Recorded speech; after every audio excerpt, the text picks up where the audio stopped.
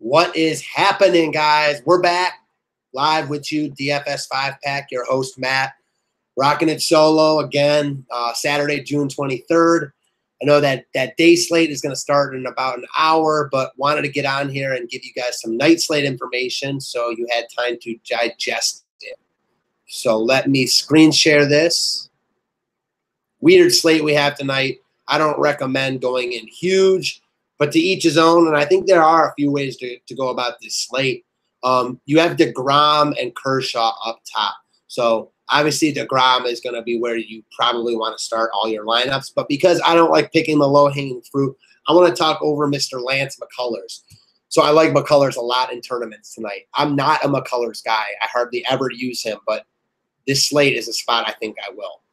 He's going to get overlooked because DeGrom is all the way up top. You've got Kershaw, who is right after DeGrom facing the Mets. A lefty against the Mets. Insert that lefty here, and it's Clayton Kershaw. And you've got expensive bats that people are going to want to own. Because of that, McCullers is going to get fallen out. McCullers will fall out of favor here. Do I love the matchup with Kansas City? No. Kansas City doesn't strike out a lot, but he just pitched really well on the road in Kansas City. He's a much better home pitcher. He has been throughout his career. I'm a big McCullers guy tonight in tournaments. I think you could look up, and he is the guy who leads the slate in scoring from pitchers. Not saying it's definitely going to happen. I like DeGrom more. DeGrom's the much better pitcher. I will use DeGrom, but I have a lot of interest in pairing DeGrom with McCullers.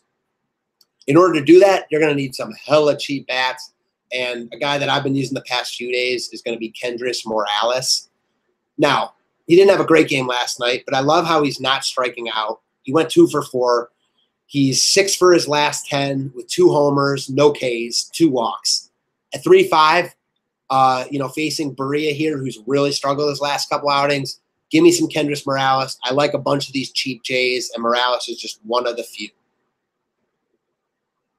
We'll go right into the second one who I got pulled up, and that's Aledmys Diaz. Now, again, nothing special here, and we like him better against lefties. But at 2.9, as part of a mini Blue Jays stack, he allows us a lot of flexibility with our other parts of our roster. I don't love him here, but at 2.9, I have quite a bit of interest. And, again, I like the Blue Jays. He makes a lot of sense. Now, 2 expensive guys I like that will be pretty impossible to pair with each other unless you spend all the way down at pitching. First off, it's going to be Jose Altuve, who all of a sudden is hitting close to 350 when a couple weeks ago, it seemed like he was having an awful year. Well, next thing you know, he's already, easily the highest second baseman. And before the end of the year, he'll probably be in the MVP consideration because he's just that good. He's really expensive, but facing Ian Kennedy here, if you can afford Altuve, he's one of the top bats on the slate. And in the same vein, I like Mike Trout a lot in tournaments. He's 5 of 10 off Stroman, sees the ball very well off him. With DeGrom, Kershaw, McCullers, expensive pitchers on the slate, Trout is going to get maybe not forgotten about is the right word, but people aren't going to be able to afford Trout. I think constructing your roster so you can afford Trout will make you stand out in tournaments, and I think it's definitely a way to go. All right, guys, wanted to hop on here quickly, run over this night slate. It's not a great slate. I don't love it. But as always, there are different ways to attack it, and money can be made. So let's get it, guys. As always, I'll be around all day. If you want more info, more videos, all that fun stuff, sign up for the DFS5pack.com today. Thank you very much.